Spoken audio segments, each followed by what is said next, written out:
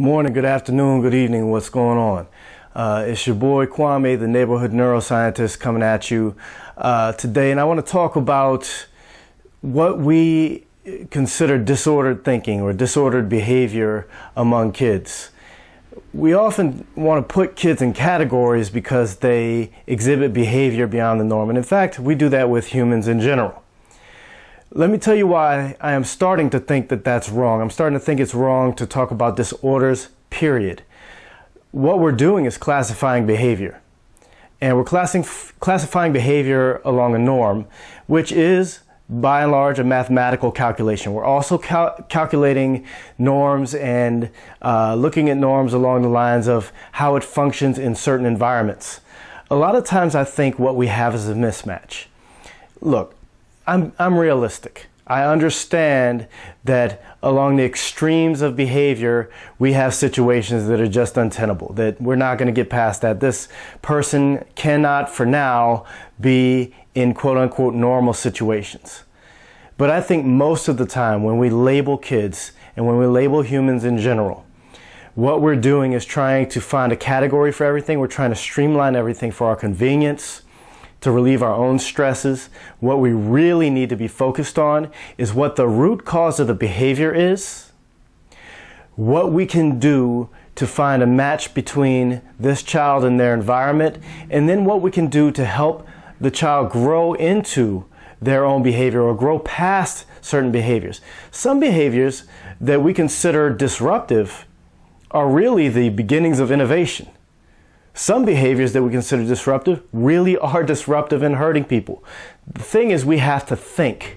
We actually have to consider these problems. We have to consider things on a case-by-case basis instead of trying to figure out what name to give kids. If you look at 50 kids that we've labeled as having ADHD, if you look at 50 kids that we've labeled as being on the autism spectrum, they are wildly different from one another.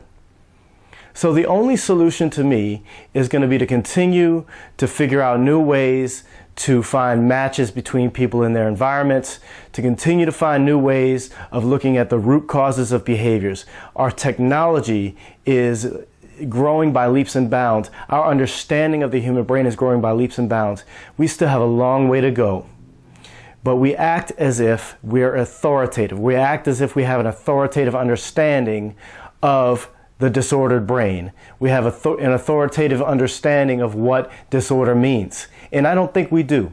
Did anybody think that looking at 80 and change billion neurons with trillions of connections was going to be simple?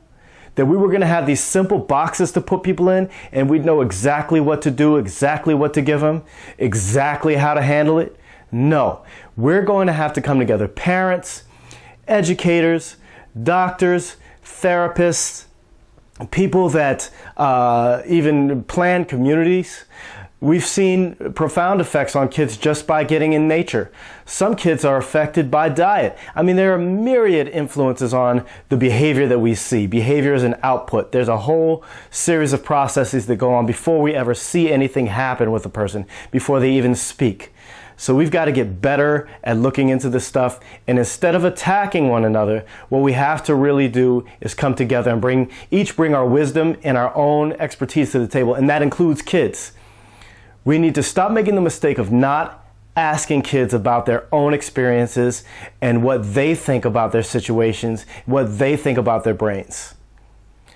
Again, this has been the neighborhood neuroscientist, Kwame Brown. Until next time, I hope you consider these thoughts and at least make the effort to revise your own understanding of what you see when you look at kids.